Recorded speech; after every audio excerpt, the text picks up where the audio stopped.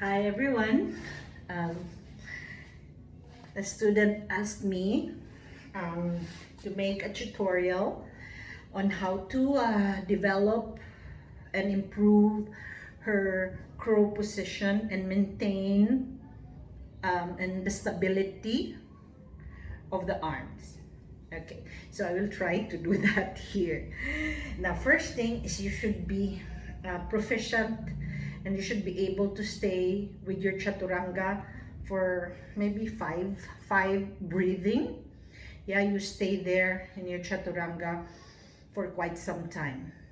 Then you have to make your own awareness where you find yourself in your crow position, because everyone has different body types and different techniques onto where their body suits for the crow position. So what I meant is if you think you are comfortable with your feet away from each other and then having your balance, yeah, there. So this is one technique wherein your feet is separated away from each other. So that's one technique. Then there's another technique wherein your toes and your heels are already together, that your knees are away from each other. Yeah, that's one technique to consider. So this is the second one. Your knees are away from each other, your toes and heels are together. So this is one technique. You should find yourself first where you are. If you ask me, which is better, Mitch? The heels are together or the toes are together, or the feet is away from each other? Now, when you practice this crow pose, you are given both of this at different techniques. So you should try both of them, okay? Then from there, you develop the strength of your arms. So you have to give it a try. Again, first is to consider how you want to position your feet.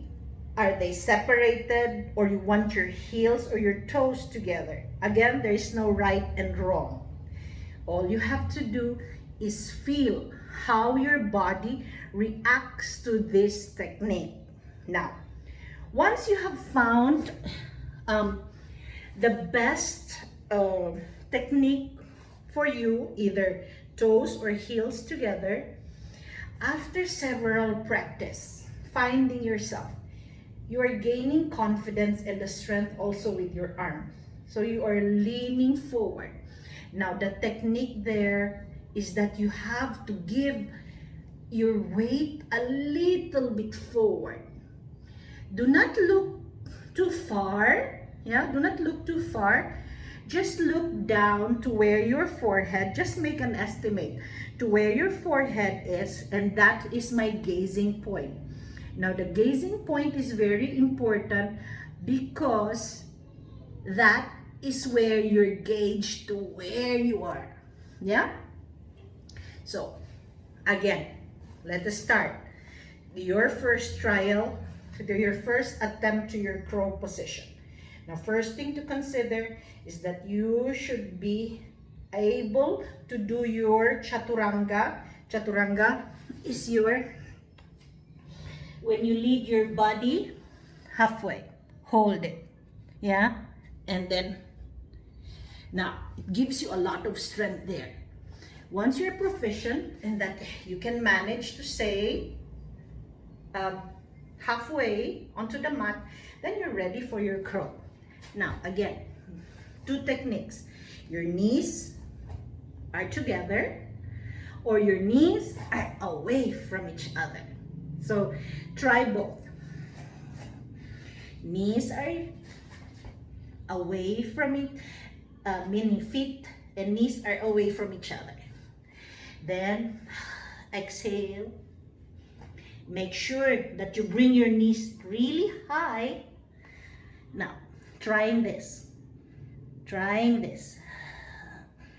Tuck, tuck, tuck, tuck, tuck your tummy and down. Okay? Then the next try is our heels and our toes together. Knees are away. This is a different technique. Just to give you a little bit of sensations of leaning forward. Now always remember, tuck your tummy in.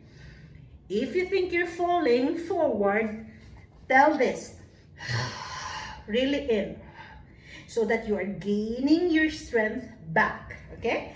So let's try the second technique. Knees are away from each other, hands are down. Now suck my belly in, really in. Then my knees are already up high. Then slowly give a little bit forward. Hold, hold, hold, and there you go. So try these two techniques first. Knees this way, then knees this way. Then from there, lean forward, give a little bit, give. Then look at my fingers. They were grabbing, trying to make a hole onto that mat. Then send me a comment how your body reacts to this first attempt of your crow.